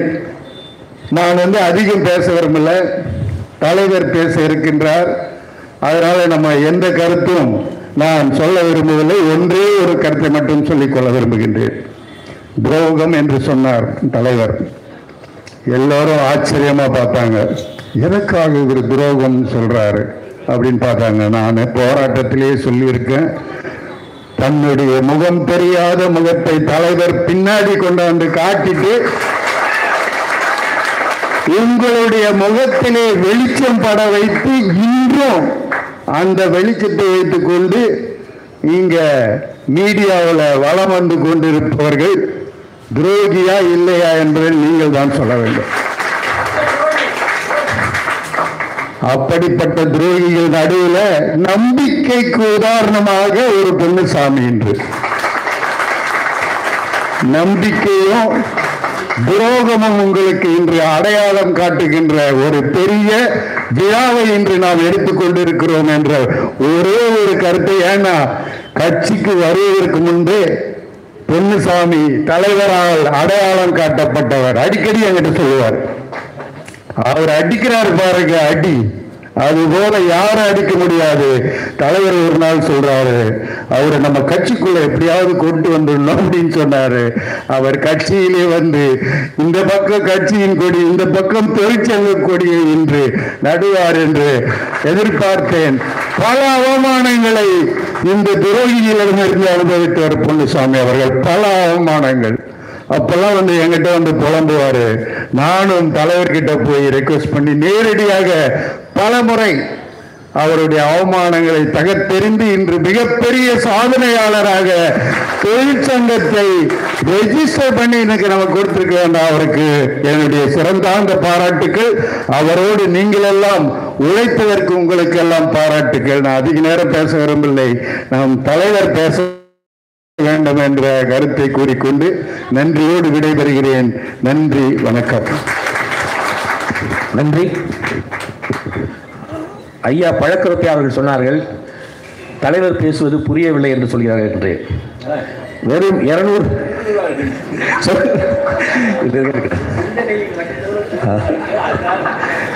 200 தமிழ் வார்த்தைகளை வைத்து பிழைத்துக் கொண்டவர்களுக்கு அவர் பேசுவது புரியாததுதான்.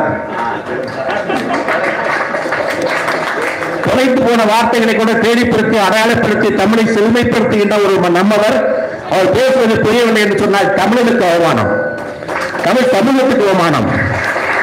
அவர் பேசுவதை கேட்க வேண்டும் என்றால் நாம் கற்க வேண்டும், நாம் படிக்க வேண்டும். ஒரு தமிழன் PhD படித்து தமிழை அறிந்து கொள்வதில்லை, புறத்தில் உணர வேண்டும், நிறைய பேச வேண்டும் தமிழில். அப்படி பேசினால் அவர் பேச்சு புரிவது மட்டுமல்ல, ரசிப்பதும் சிறந்ததும் மயங்குவதுமாக இருக்கும் என்று கூறிக்கொண்டு நம்மவரை அழைக்கிறேன்.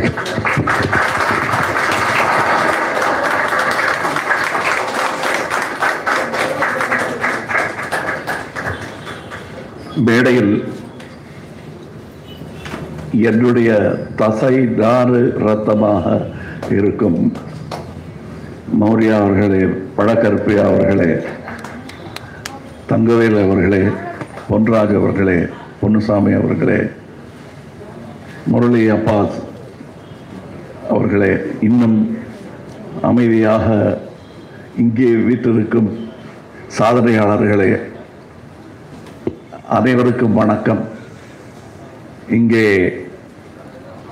இந்த வீட்டில் ஒரு அற்புதமான வார்த்தையை பழக்கருப்பை அவர்கள் சொன்னார்கள். அடிப்படை தகுதி என்று ஒன்று இருக்கிறது, அது நேர்மை, அதான் என்ட்ரி பாஸே. இங்கே அது ஏங்கிறதுக்கு ஒரு உதாரணம் சொல்றேன். இந்த வீட்டுக்கு ஒரிஜினல் சொந்தக்காரர் என்னுடைய தகப்பனார். இந்த ஷெட்டு முதல்ல சின்னதாக போட்டிருந்தோம், இப்போ கொஞ்சம் நமக்காக பெருசாக போட்டிருக்கோம். அவர் ஒரு நாளைக்கு கூட மழை வந்தால் கூட இந்த திண்ணையில் தான் படுப்பார், இல்லைன்னா இங்கே தான் படுப்பார்.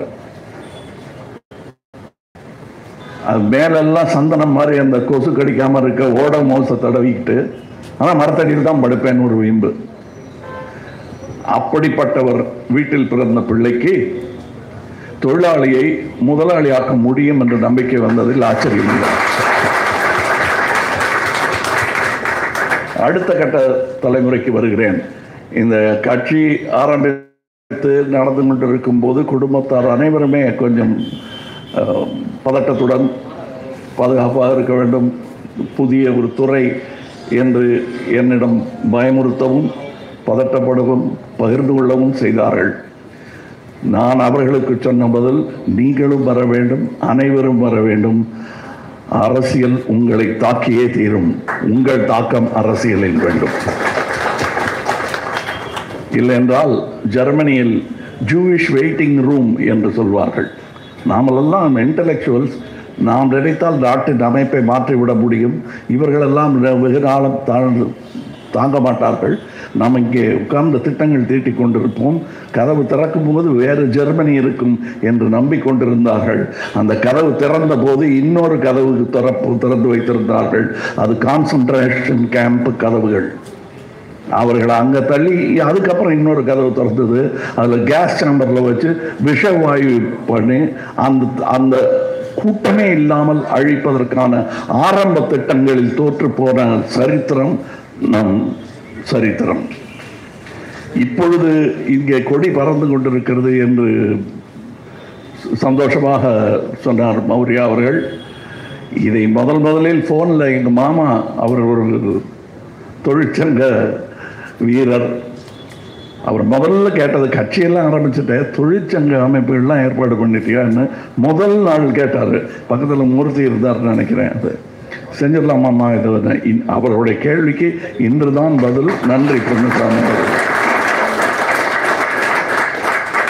இந்த பொன்னுசாமி அவர்கள் நான் கட்சி ஆரம்பிக்கலாம் என்று இருக்கிறேன் என்று பூடகமாக சொன்னதற்கு இந்த புரியவில்லை என்று சொல்லுகிறார்களே அவர்களுக்கு சொல்லிக் கொள்கிறேன். புரிந்தால் காலை இடறி விடுவார்கள்.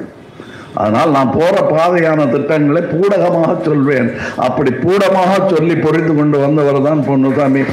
என்னை ஒரு ஸ்டூடியோவில் தன் மனைவியாருடன் வந்து சந்தித்து நீங்கள் கட்சியை ஆரம்பிக்க வேண்டும், நாங்கள் இருக்கிறோம் என்று நான் சொன்னதில் இருந்த உள்ளர்த்தத்தை புரிந்து கொள்ள எத்தனையோ தமிழர்கள் இருக்கிறார்கள்.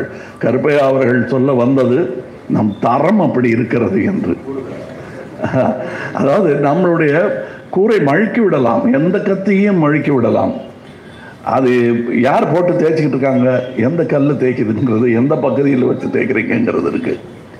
இல்லை என்றால் கண்ணதாசன் மாதிரியான அவர்களின் கவிதை எல்லாம் புரிந்த இந்த ஊரில், கலைஞர் கருணாநிதியின் வசனம் புரிந்த ஊரில், இளங்கோ அவர்களின் வசனம் புரிந்த ஊரில் நான் பேசுவது புரியாமலா போய்விடும்?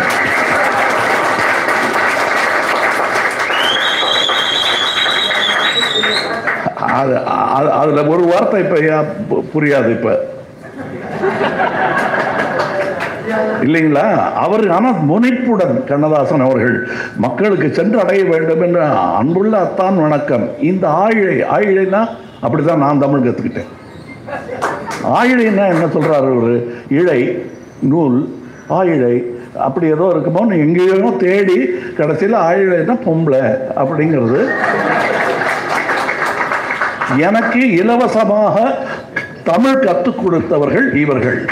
இவர்கள் பேசுவது முதலில் புரியாதுதான், புரிந்தால் தமிழ் வாழும்.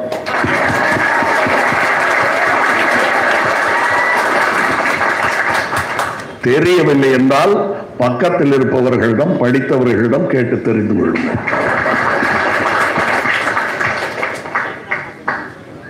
ஓஹோ, படித்த திமிரில் இவர் இப்படி பேசுறாரான்னு மட்டும் கேட்டுறாதீங்க. நான் கேட்ட திமிரில் பேசுகிறேன். நான் படிக்கலைங்கிறது என்னுடைய பேச்சிலேயே தெரியும். அப்படியா, ஏன் இப்படி இருக்கு என்னன்னு மாடுல இருந்து கடைசி பாட்டிலிங் வரையில என்ன இருக்குன்னு கேள்வி கேட்பேன். நான் என்னுடைய அறிவெல்லாம் கேட்டு வந்தது தான். முதலில் புரியாது, பிறகு புரியும். இப்பொழுது நான் சொன்னது கூட புரியாது. இப்போ இந்த மே 1ஆம் தேதி கொண்டாடுவது ஏதோ ரஷ்யாவில் நடந்த ஒரு புரட்சி என்று நினைத்து கொண்டிருப்பார்கள். அது அமெரிக்காவில் நடந்த புரட்சி.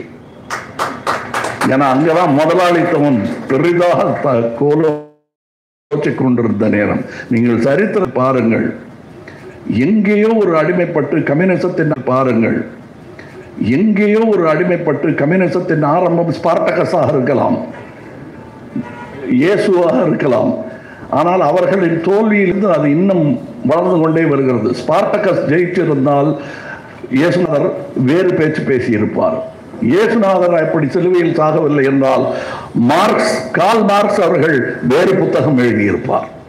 சரித்திரம் மாறிக்கொண்டே வருகிறது. இதுதான் நான் நம்பும் விஷயம்.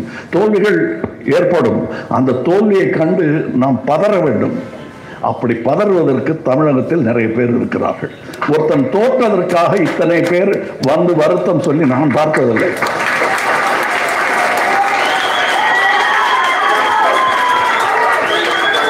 அதற்கான சாட்சியை நான் சொல்லுகிறேன்.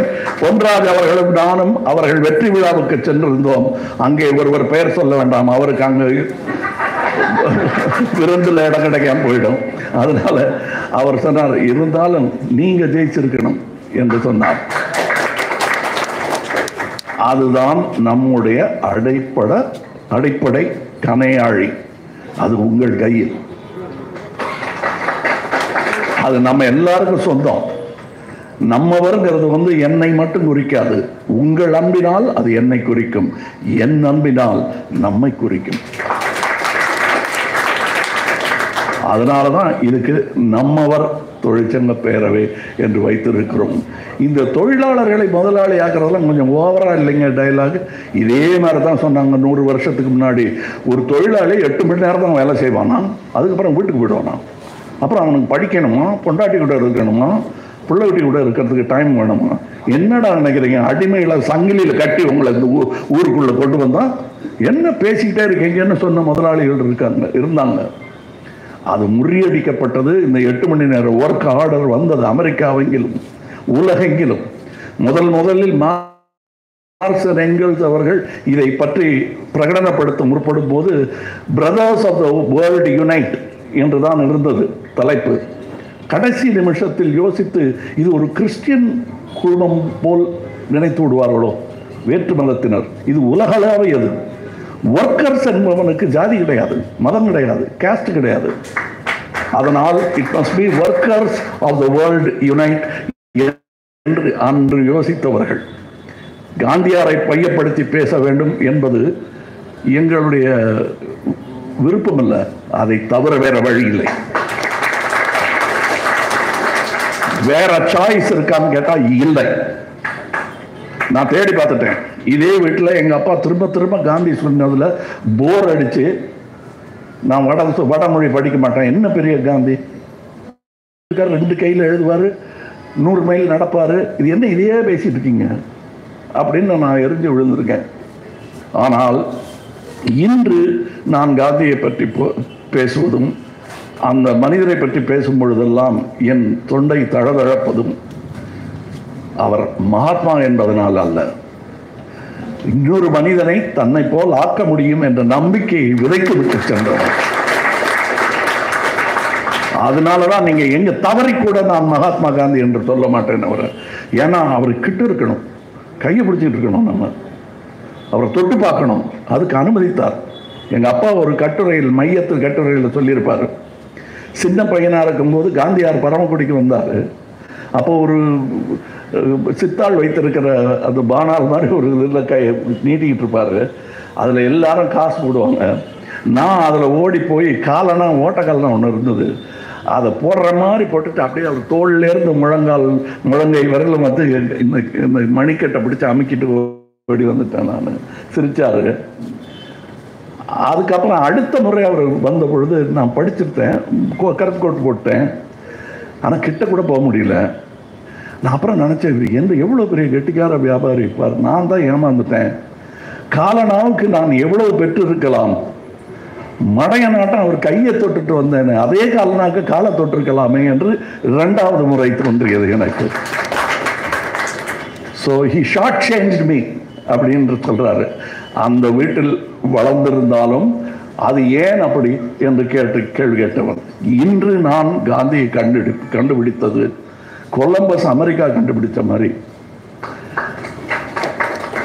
அது சந்தோஷமான ஒரு விபத்து, நான் விரும்பி ஏற்ற விபத்து. நான் வேற எங்கேயோ போயிட்டு இருந்தேங்க. காந்தியார் மேல இதே மாதிரி கோபமாக தனியாக பிரிந்து வந்த பெரியார் திடலில் நின்றுட்டு இருந்தேன். அங்க போறதுக்கே எனக்கு ரொம்ப நாள் ஆச்சு. ஏன்னா இந்த வீட்டில் நீங்க காலையில 6:30 மணிக்கு நான் 5 வயது பையனாக இருக்கும்போது யார் நடந்து சென்றாலும் நிதம் நடக்கும் ஒரு விஷயம் உச்சஸ்தாயில் எல்லா வைணவ மந்திரங்களும் இங்கிருந்து கேட்கும் ஒரு குழந்தையின் குரலில். அந்த குழந்தை நாம். சுவிட்ச் போட்டால் சுப்ரபாதம் ஃபேன் சுத்துற மாதிரி வந்துடும் எனக்கு. சஹஸ்ரநாமம் அது போதாது என்று இந்த பாகுபாடெல்லாம் கூடாது என்று என் தகப்பனார் மனிஷ பஞ்சகம் கற்க வேண்டும் என்று ஆதிசங்கரனின் மனிஷ பஞ்சகம் கற்றுக்கொண்டிருந்தேன். 8 வயதில் அதுவும் மனப்பாடமாக சொல்வேன் நான். அங்கிருந்து பெரியார் திடலிலிருந்து காந்தியார் பாதம். அது ஏதோ வேறு பயணம்னு நினைக்க வேண்டாம். பெரியாரே அந்த பாதத்தடியில் அமர்ந்திருந்தவர் தான். இது சரித்திரம். காந்தியை பிடிக்காமலும் போகலாம், என்னை போல் ரொம்ப பிடித்தும் போகலாம். அது அவங்க விருப்பம். அந்த சாய்ஸை காந்தி கொடுக்கிறார் அனைவருக்கும். இல்லைன்னா அப்படி ஒரு தலைவரை அவர் இறப்பதற்கு 2 நாட்கள் முன்பாக சபித்து கொண்டு பன்னு என்ற இடத்திலிருந்து வந்த ரெஃப்யூஜிஸ், அகதிகள் வைகிறார்கள் அவரை. அதில் ஒரு முதியவர் சொல்கிறார், எனக்கும் வயசு தான், வயசானவங்க போக வேண்டிய இடத்துக்கு போய் தொலை வேண்டியதானேங்கிறாரு. இது நான் வச்சிருக்கேன் ஹேராம் படத்தில். அந்த பெரியவரை கையை பிடிச்சி நிறுத்துறாங்க. இதெல்லாம் பதிவு. அப்போ சொல்கிறாரு, சரி இருங்க, நான் துக்கம் விசாரிக்க வந்திருக்கேன் அப்படிலாம் பேசுவாங்க அப்படிங்கிறாரா காந்தி. சரி எங்கே போகணும்னு சொல்கிறீங்க அப்படின்னதும் மற்றவங்கெல்லாம் கிள்ளி முதல்ல குத்தி பெரியவர்கிட்ட அப்படி பேசக்கூடாதுன்னு சொன்னதும் அதை மாற்றிக்கிறார் அவர். அதான் பெரியவங்களெல்லாம் எங்கேயாவது ஊரில் இல்லாமல் எங்கேயாவது இமாலயா அந்த மாதிரி இடத்துக்கு போயிட வேண்டியதானே, கேபிட்டலில் என்ன பண்ணுறீங்கன்னு கேட்குறாரு. அதுக்கு அவர் சொல்கிறாரு, எனக்கு இதுதான் இமாலயா. ஒருத்தரை கேட்டால் நீ அங்கே போன்றான், நீ கேட்டால் இங்கே போன்ற, நான் இப்போதைக்கு நான் இங்கே தான் இருக்க போகிறேன், அடுத்து பாகிஸ்தான் போகிறேன், நீ வரையான்னு கேட்குறாரு. அதுதான் அவர் என் தலைவரானது, அதுவும் இவ்வளவு தாமதமாக எனக்கு தலைவரானது ஆச்சரியமாக இருக்கிறது எனக்கு. இதற்கும் காங்கிரஸ் கட்சிக்கும் சம்பந்தம் இல்லை. அது அப்படித்தான் நீங்க அப்படி புரிந்து கொள்ளக்கூடாது. ஏனென்றால் 1907 வரையில் தேசிய காங்கிரஸ் கட்சி மீட்டிங் எல்லாம் லாங் லிவ் த கிங் என்று பாடித்தான் துவங்குவார்கள் பிரேயர். நீங்க எப்படி சுதந்திரம் வாங்க போறீங்க என்று அவர்கள் மனசாட்சியை கிள்ளி விட்டவர் காந்தி. 1908 இனிமே அந்த பாட்டு பாடாதீங்க, நாம் அந்த மொனார்க்கியை எதிர்த்து தான் போராடுகிறோம், சுதந்திரத்துக்காக போராடுகிறோம், நீங்கள் அங்கே போய் லாங் லிவ் த கிங்னு சொன்னீங்கன்னா அவர்கள் சொல்வதை வழிமொழிவதாகத்தானே அர்த்தம் என்று. அதனால் சொல்லுகிறேன், நாங்கள் பேசுவதில் ஒரு அரிய அசட்டு தைரியம் இல்லை, இது துணிச்சல், நேர்மை. அதனால்தான் நாங்கள் லாங் லிவ் என்று பாட மாட்டோம். லாங் லிவ் தமிழ்நாடு,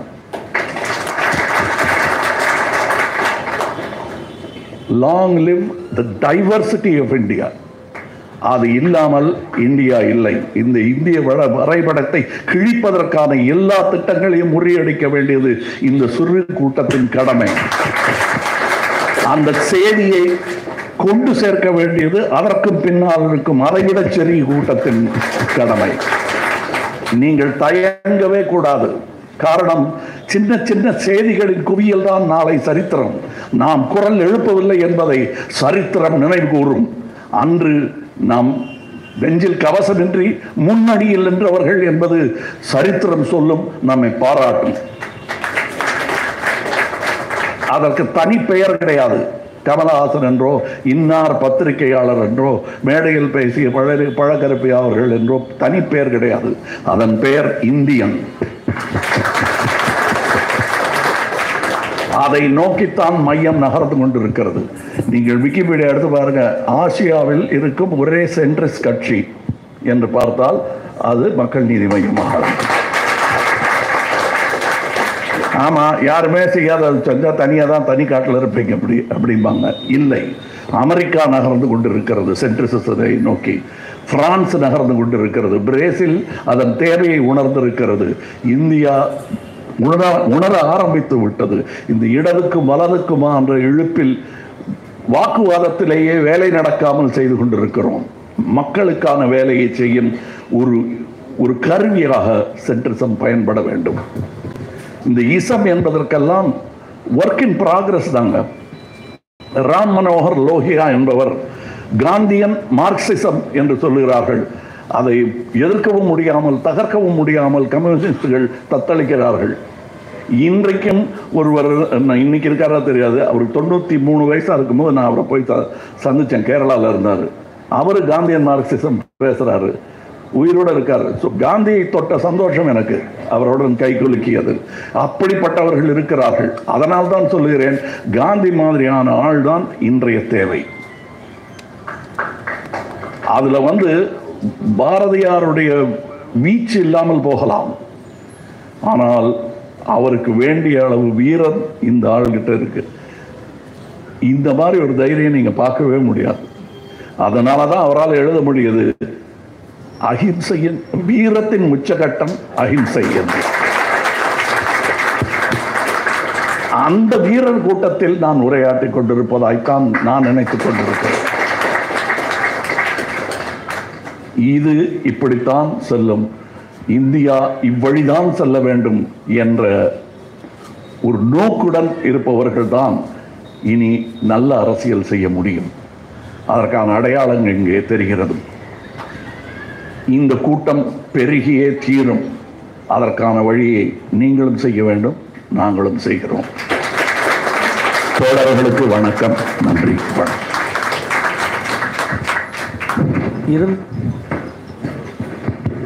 இருந்தாலும் நீங்கள் ஜெயித்திருக்க வேண்டும் என்று ஒருவர் சொன்னதாக நம்மவர் குறிப்பிட்டார். ஒருவர் சொல்லவில்லை, நம்மவரே, தமிழகமே சொன்னது. அத்தனை மக்களும் சொன்னார்கள். உங்கள் மீது நல்லெண்ணத்தில், உங்கள் அறிவின் பார்வைக்கின்ற நம்பிக்கையில் நீங்கள் சட்டமன்றத்தில் இருக்க வேண்டும் என்று, நீங்கள் ஜெயித்திருக்க வேண்டும் என்று எல்லோரும் கூறினார்கள். நீங்கள் ஜெயித்திருக்க வேண்டும் என்று கூறியவர்கள் நாளை இந்த மக்கள் உரிமை கட்சியும் ஜெயிக்க வேண்டும் என்று கூறுவார்கள் என்ற நம்பிக்கையோடு இந்த விழாவை முடிக்கிறோம். யோசனைகளை புறங்காலில் தள்ளிவிட்டு புதிய நம்மவர் இருக்கும் வரை மக்கள் நீதி மையம் இருக்கும், அது வெல்லும் என்று கூறி நன்றி உரைக்கு ரவிச்சந்திரன் அவர்கள் அறிவிக்கிறேன்.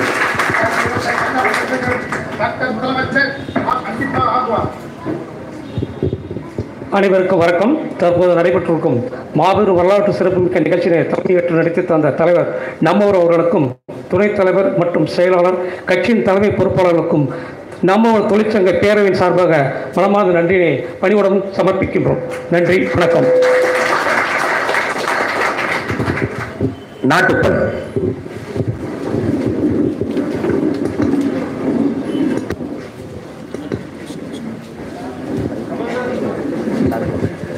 அனைவருக்கும் வணக்கம்.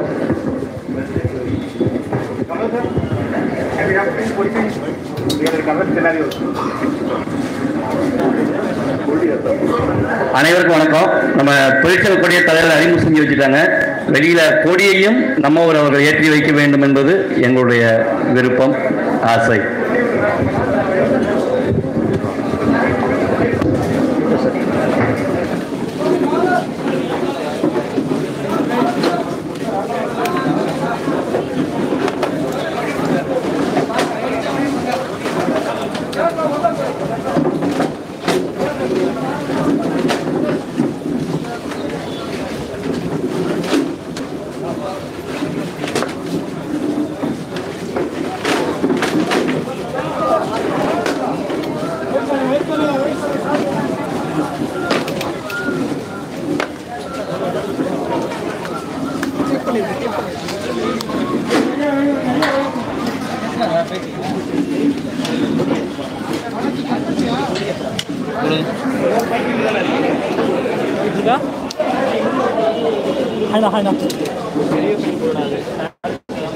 ஓகே, இதுவரையும் பார்த்துட்ருக்க நண்பர்கள் எல்லாருமே கொஞ்சம் ஷேர் பண்ணி விடுங்க. சப்ஸ்கிரைப் பண்ண நண்பர்கள் கொஞ்சம் சப்ஸ்கிரைப் பண்ணிட்டு போயிடுங்க. தேங்க்யூ. விரைவில் அடுத்த லைவில் சந்திக்கலாம். தயவு செஞ்சு எல்லாருமே ஷேர் பண்ணிடுங்க, சப்ஸ்கிரைப் பண்ணிடுங்க. தேங்க்யூ.